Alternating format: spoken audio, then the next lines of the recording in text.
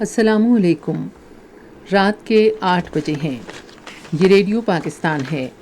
خبرنامے کے ساتھ میں ہوں عشرت ثاقب اور میں ہوں عامر ہاشمی۔ سب سے پہلے ایک نظر آج کی خاص خبروں پر۔ وزیر اعظم نے ماہانہ 200 یونٹ تک بجلی استعمال کرنے والے گھریلو صارفین کے لیے 50 ارب روپے کے بڑے ریلیف پیکج کا اعلان کیا ہے۔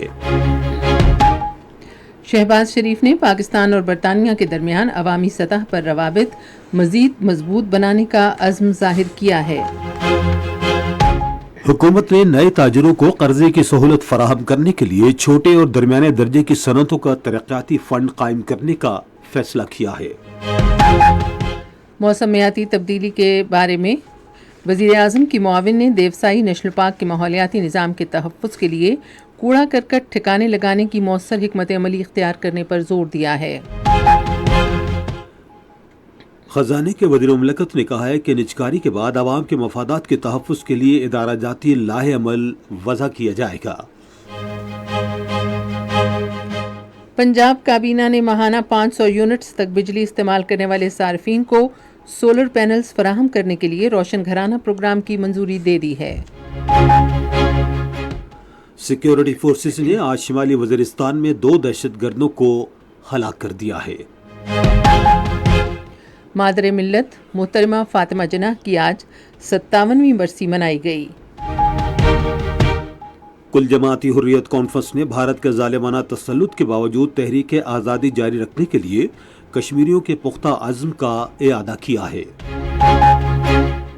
گزشتہ 24 گھنٹے کے دوران محصور غزہ میں اسرائیل کے جاری حملوں میں 50 فلسطینی شہید ہو گئے۔ World champion ship of legends میں پاکستان اور جنوبی افریقہ کے درمیان میچ آج رات برمنگھم میں کھیلا جائے گا۔ اسپارکو کی جانب سے پاکستان ریموٹ سینسنگ سیٹلائٹ اور پاکستان ٹیکنالوجی ایویلویشن سیٹلائٹ کو خلا میں چھوڑنے کے آج 6 سال مکمل ہو گئے۔ اور پنجاب، سندھ اور خیبر پختونخوا کے ہنگامی امدادی اداروں نے کل سے شروع ہونے والے شدید بارشوں کے سلسلے کے پیش نظر انتباہ جاری کیا ہے۔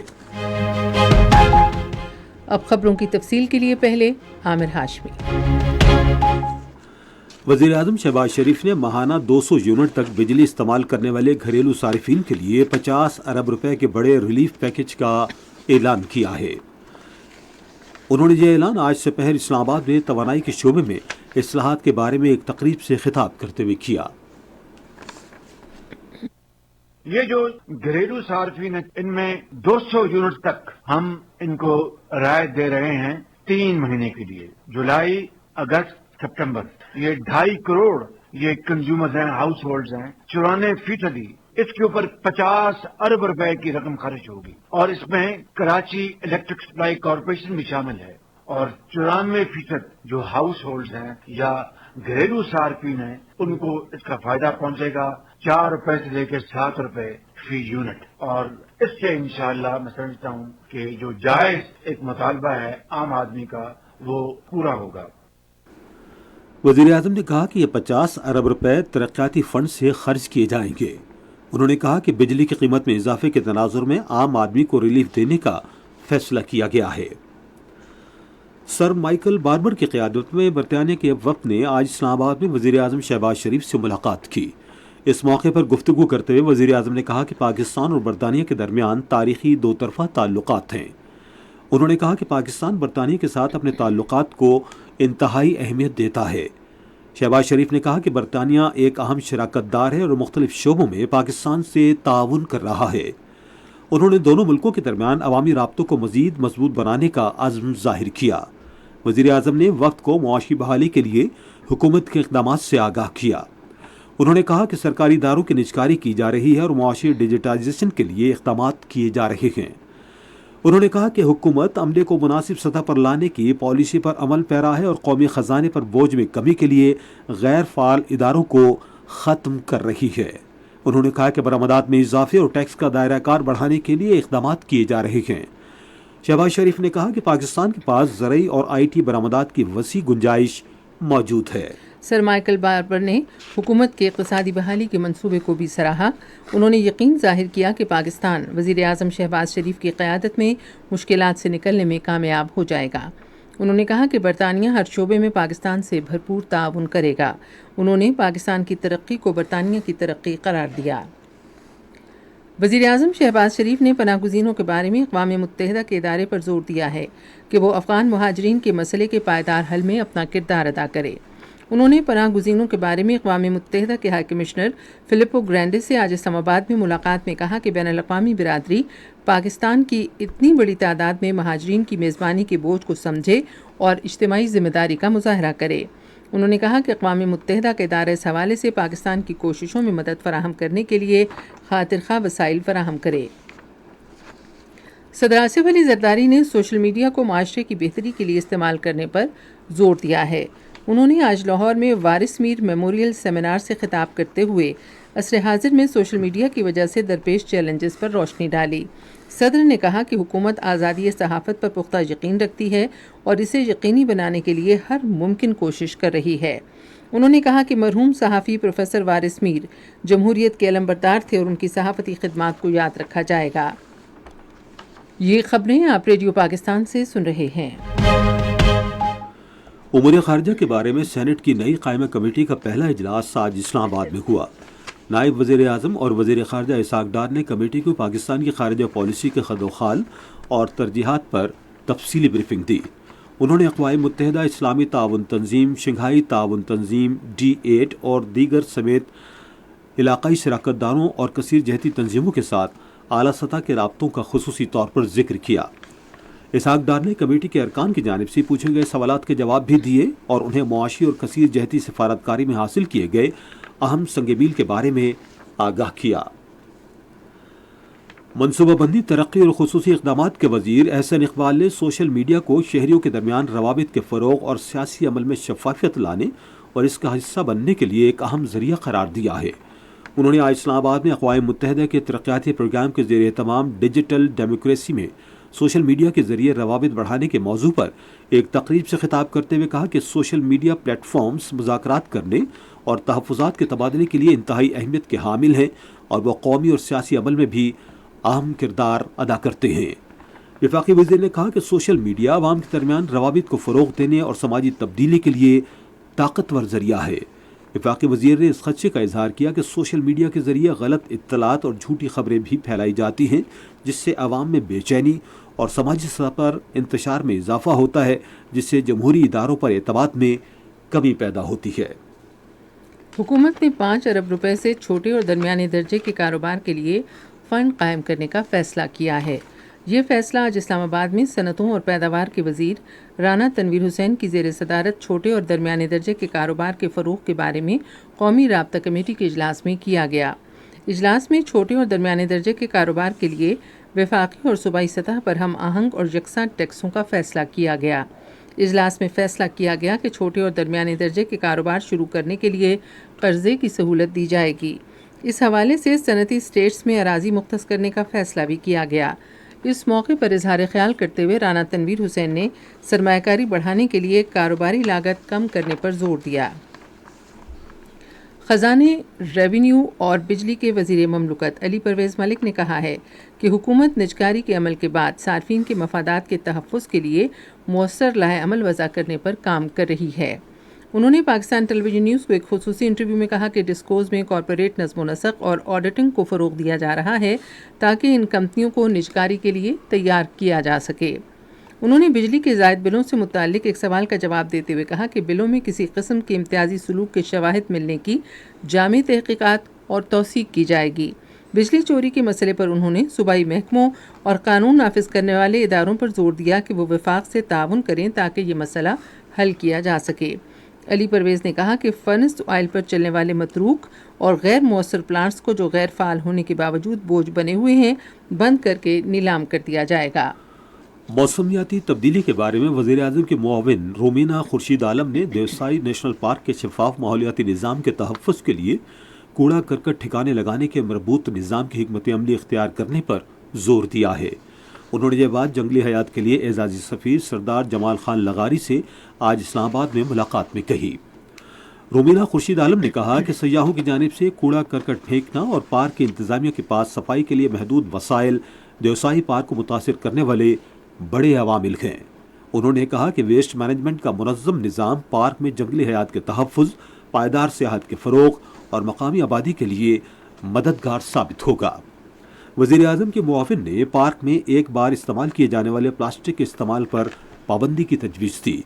جمال خان لغاری نے وزیر اعظم کے معاون کو دیوسائی نیشنل پارک کے حالیہ دورے کے بارے میں بریفنگ دی اور بتایا کہ پارک کو سیاحت سے خطیر آمدن ہو رہی ہے۔ وزیر قانون اعظم نذیر تارڑ نے کہا ہے کہ حکومت نے کسی بھی ٹیلی کمیونیکیشن نظام کے ذریعے اعلی خفیہ ادارے کو ٹیلی فون کالز اور میسیجز ریکارڈ کرنے کی اجازت دے کر کوئی نیا کام نہیں کیا۔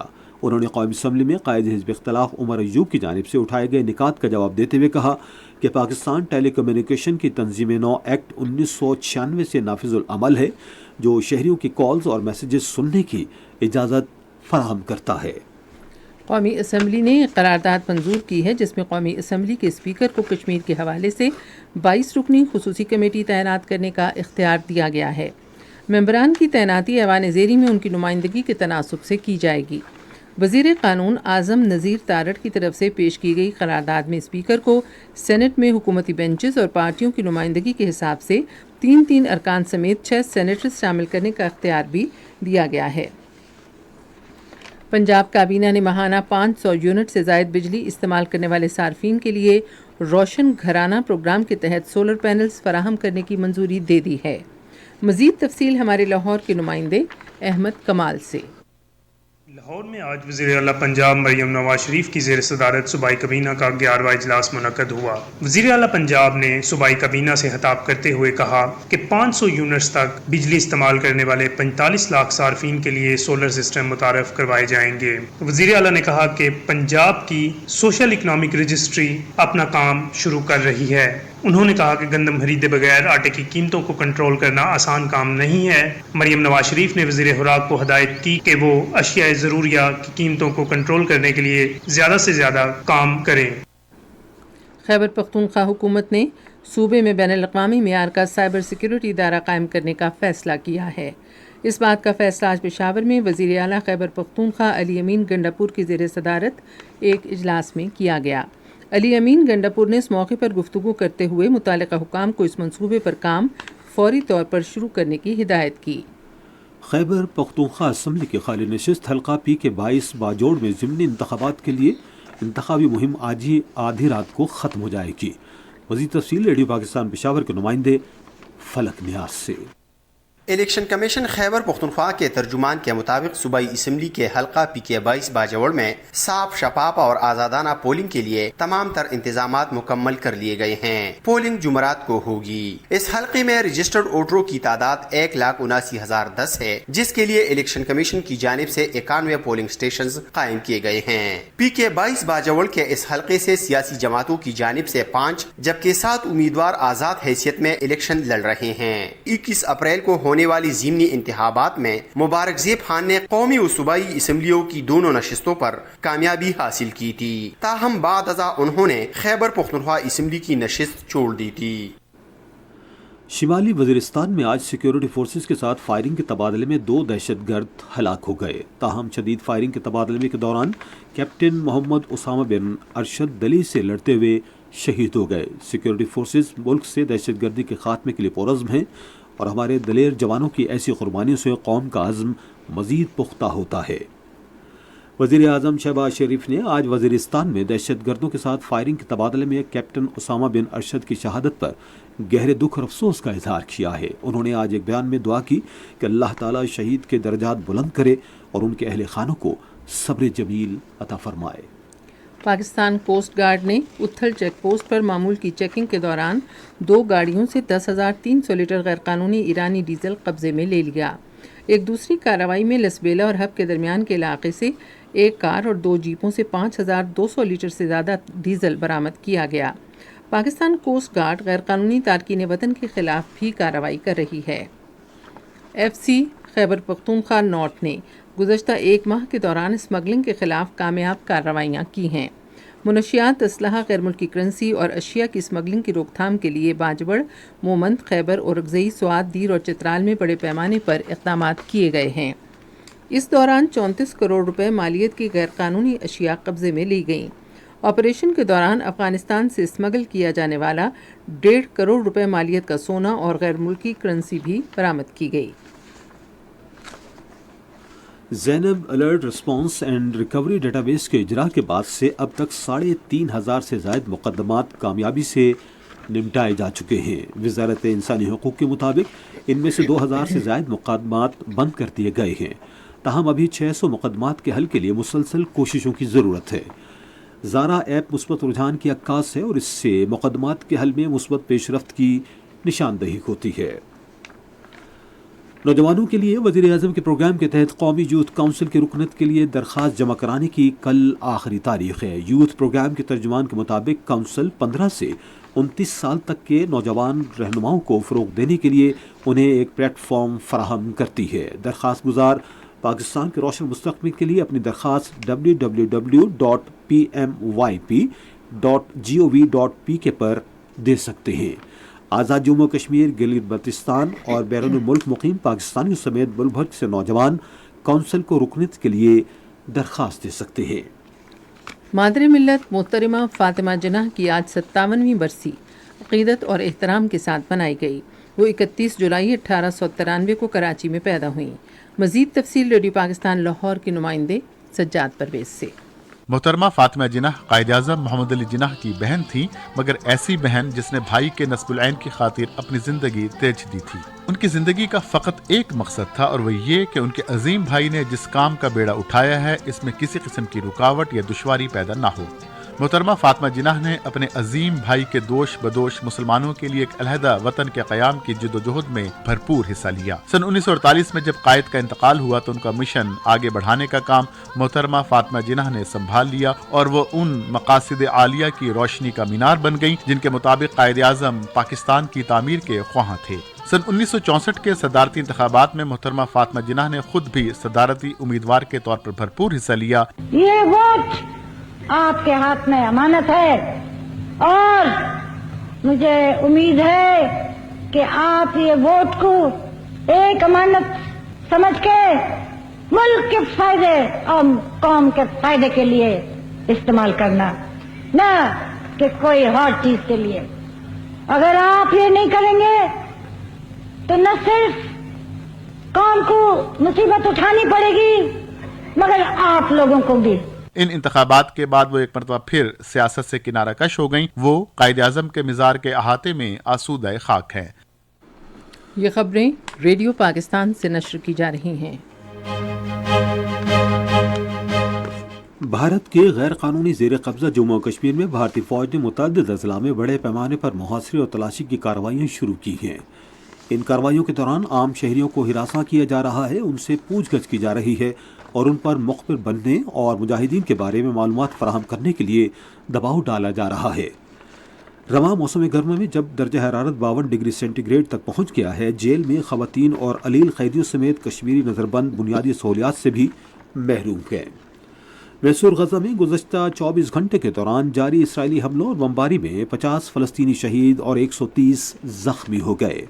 گزشتہ برس اکتوبر سے غزہ میں جاری اسرائیلی جارحیت سے شہید فلسطینیوں کی تعداد 38,000 سے زائد ہو گئی ہے، جبکہ 88,033 افراد زخمی ہوئے ہیں۔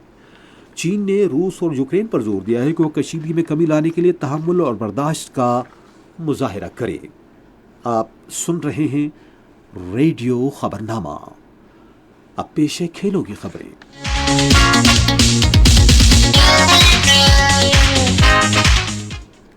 World champion ship of legend میں آج برمنگھم میں پاکستان کا مقابلہ جنوبی افریقہ سے ہوگا۔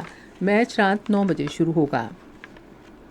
جاری عالمی چیمپئن آف لیجنڈ 2024 فیصلہ کن مرحلے میں داخل ہو گئی ہے، جبکہ ٹیموں نے سیمی فائنل میں جگہ بنانے پر نظریں جما لی ہیں۔ پاکستان چیمپئنز 4 میچ جیتنے کے ساتھ پوائنٹس ٹیبل پر سر فہرست ہے۔ پاکستان کے 2.26 رن ریٹ کے ساتھ 8 پوائنٹس ہیں۔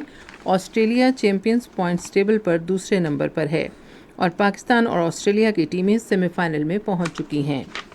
پاکستان کرکٹ بورڈ کے چیئرمین محسن نقوی سے وائٹ بال کوچ گیری کرسٹن اور ریڈ بال کوچ جیسن گیلسپی نے ملاقات کی اور اہم امور پر تبادلہ خیال کیا۔ ملاقات میں چیئرمین پی سی بی نے پاکستان کرکٹ ٹیم کی بیٹنگ، بالنگ اور فیلڈنگ میں بہتری کے لیے جامع منصوبہ تشکیل دینے کا فیصلہ کیا۔ ملاقات میں اسسٹنٹ کوچ اور سابق آل راؤنڈر اظہر محمود بھی موجود تھے۔ انہوں نے کھلاڑیوں کی فٹنس پر تفصیلی بات چیت کی۔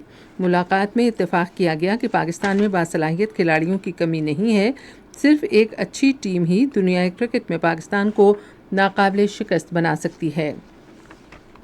پاکستان خواتین کرکٹ ٹیم کا تربیتی کیمپ آج بارش کی وجہ سے ختم کر دیا گیا۔ خواتین کے ایشیا کپ کی تیاریوں کے سلسلے میں خواتین کھلاڑی حنیف محمد ہائی پرفارمنس سینٹر کراچی میں منعقدہ تربیتی سیشن میں حصہ لے رہی ہیں۔ پاکستان کرکٹ بورڈ نے نچلی سطح پر فٹنس کو یقینی بنانے کے لیے ملک کے 16 شہروں کے 104 ضلعوں میں کرکٹرز کے فٹنس ٹیسٹ لینا شروع کر دیے ہیں۔ یہ ٹیسٹ پاکستان کرکٹ بورڈ کے چیئرمین محسن نقوی کے ہر سطح پر فٹنس کو یقینی بنانے کے نظریے کے تحت لیے جا رہے ہیں۔ کھلاڑیوں کو ضلعی اور علاقائی کوچز اور تربیتی اساتذہ کی زیر نگرانی فٹنس کے سخت مرحلے سے گزارا جا رہا ہے۔ فٹنس ٹیسٹ میں کوالیفائی کرنے والے کھلاڑیوں کو ستمبر میں بین الاضلاعی ٹورنامنٹ میں شرکت کرنے کی غرض سے ہر ضلع میں قائم 45 روزہ تربیتی کیمپ میں شامل کیا جائے گا۔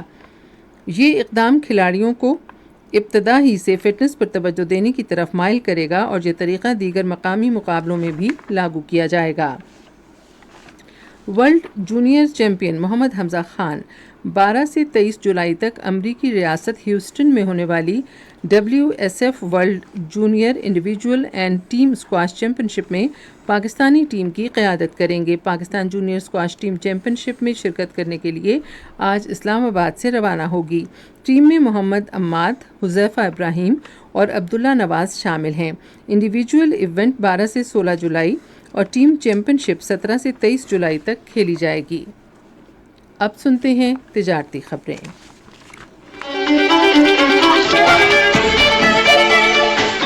بیرون ملک مقیم پاکستانیوں کی جانب سے گزشتہ مالی سال 2023-24 میں ترسیلات زر میں مالی سال 2022-23 کے مقابلے میں 10.7% اضافہ ریکارڈ کیا گیا۔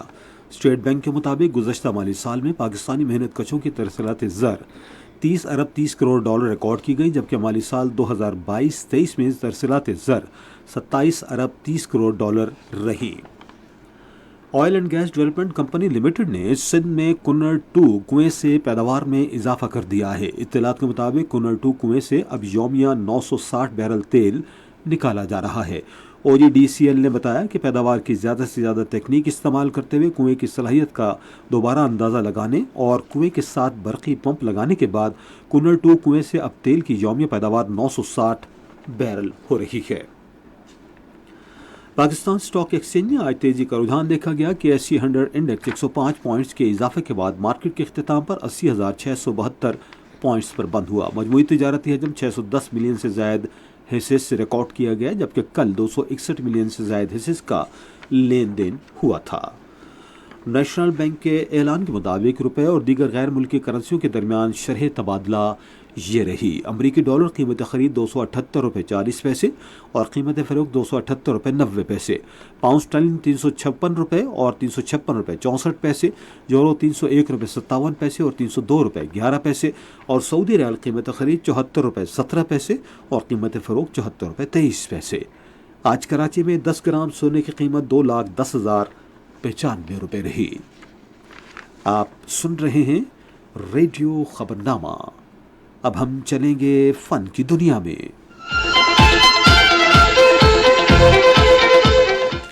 پاکستان شوبز انڈسٹری سے وابستہ ماضی کی معروف اداکارہ صبرین حسبانی ایک بار پھر اسکرین پر واپس آ رہی ہیں۔ مختلف سوشل میڈیا پلیٹ فارمز پر اداکارہ کی اسکرین پر واپسی سے متعلق خبریں گردش کر رہی ہیں۔ انہوں نے ممتا کی دہلیز پر قدم رکھنے کے بعد اداکاری کو خیر بات کہہ دیا تھا، تاہم اب ایک بار پھر سوشل میڈیا پر ان کی اداکاری کے شعبے میں واپسی کی خبریں گردش کر رہی ہیں۔ سوشل میڈیا پر یمنا زیدی کا کلپ وائرل ہو رہا ہے، جس میں انہوں نے سیٹ پر دوران شوٹنگ اپنے ساتھ پیش آئے حادثے کے بارے میں بتایا۔ پاکستان شوبز انڈسٹری کی نامور اداکارہ یمنا زیدی دوران شوٹنگ حادثے سے بال بال بچ گئیں۔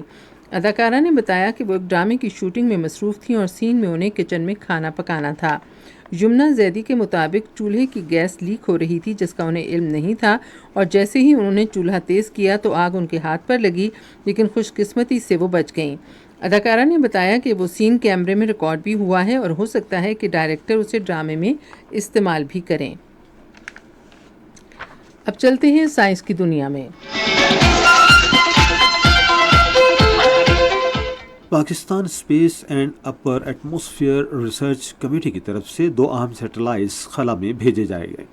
آج 6 سال مکمل ہو چکے ہیں۔ پاکستان ریموٹ سینسنگ سیٹلائٹ اور پاکستان ٹیکنالوجی ایویلویشن سیٹلائٹ 2018 میں آج کے دن خلا میں بھیجے گئے تھے۔ یہ سیٹلائٹس چین میں جوکوان سیٹلائٹ لانچ سینٹر سے خلا میں بھیجے گئے تھے۔ PRSS-1 نے ماحولیاتی نگرانی، وسائل کے انتظام اور آفات سے نپٹنے کے حوالے سے اہم معلومات فراہم کی، جبکہ PAK-1A نامی سیٹلائٹ مقامی طور پر تیار کیا گیا جو سیٹلائٹ ٹیکنالوجی میں پاکستان کے بڑھتے ہوئے تجربے کا مظہر ہے۔ ترکی کا مقامی طور پر تیار کیا گیا پہلا مواصلاتی سیارہ ٹرکسیٹ 6A کامیابی سے خلا میں روانہ کر دیا گیا ہے۔ سیارے کو امریکی ریاست فلوریڈا میں کیپ کنیورل اسپیس 4 میں اسٹیشن سے خلا میں بھیجا گیا۔ سیکیورٹی محققین نے آن لائن لیک ہونے والے پاسورڈ کے سب سے بڑے ڈیٹا بیس کے حوالے سے خبردار کیا ہے۔ پنجاب، سندھ اور خیبر پختونخوا کے ہنگامی امدادی اداروں نے کل سے شروع ہونے والے شدید بارشوں کے سلسلے کے پیش نظر انتباہ جاری کر دیا ہے۔ پنجاب کے ہنگامی امدادی ادارے کے ترجمان نے ایک بیان میں بڑے شہروں کی انتظامیہ کو چوکس رہنے اور شہری علاقوں میں ممکنہ سیلاب کے پیش نظر ضروری انتظامات کرنے کی ہدایت کی ہے۔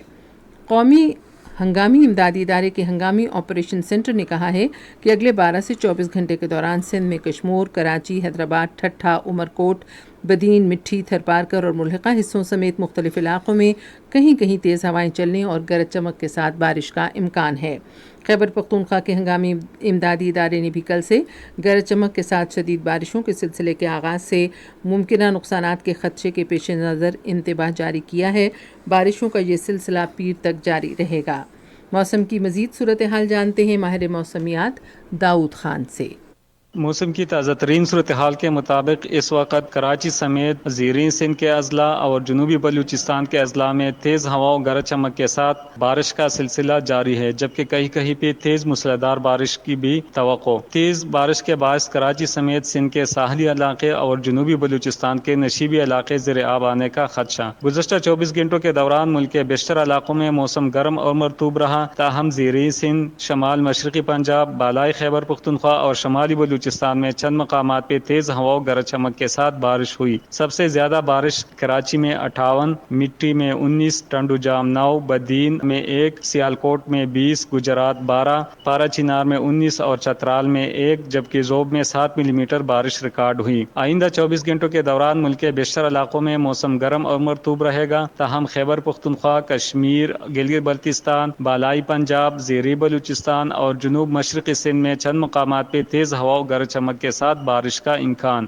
آج ریکارڈ کیے گئے زیادہ سے زیادہ درجہ حرارت تربت میں 46، دالبندین اور جیکب آباد 45، نوکنڈی اور سبی میں 44 ڈگری سینٹی گریڈ ریکارڈ کیا گیا۔ ملک کے دیگر شہروں میں ریکارڈ کیے گئے زیادہ سے زیادہ درجہ حرارت اسلام آباد 39، مری 26، لاہور 37، کراچی 39، کوئٹہ 37، مظفر آباد 40، پشاور 39، گلگت 38، اسکردو 31، سری نگر 34، جموں 36، لئی 27، پلوامہ 34، اننت ناگ اور شوپیاں میں 33 ڈگری سینٹی گریڈ ریکارڈ کیا گیا۔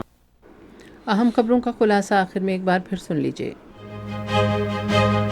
وزیر اعظم نے ماہانہ 200 یونٹ تک بجلی استعمال کرنے والے گھریلو صارفین کے لیے 50 ارب روپے کے بڑے ریلیف پیکج کا اعلان کیا ہے۔ شہباز شریف نے پاکستان اور برطانیہ کے درمیان عوامی سطح پر روابط مزید مضبوط بنانے کا عزم ظاہر کیا ہے۔ اور پنجاب، سندھ اور خیبر پختونخوا کے ہنگامی امدادی اداروں نے کل سے شروع ہونے والے شدید بارشوں کے سلسلے کے پیش نظر انتباہ جاری کیا ہے۔ خبرنامہ آپ نے سنا۔ پینل انجینئر تھے عمران اشرف، سپروائزر شعبہ اردو منصور الرشید، مدیر ہوم ڈیسک کمل شمیم، مدیر فورن ڈیسک عمران حسن، نیوز پروڈیوسر عبدالحمید، مدیر اعلیٰ عبدالباسط خان، نگران اعلیٰ امان اللہ سپرا और ये पेशकश थी शोबा खबर रेडियो पाकिस्तान की। मज़ीद खबरों और तज्ज़ियों के लिए आइए हमारी वेबसाइट पर radio.gov.pk और आप रेडियो पाकिस्तान के official Facebook page radio Pakistan news पर खबरनामे की बराह रास्त वीडियो स्ट्रीमिंग भी मुलाहिजा कर सकते हैं। इसी के साथ इशरत साकिब और आमिर हाशमी को इजाज़त दीजिए। अल्लाह निगहबान।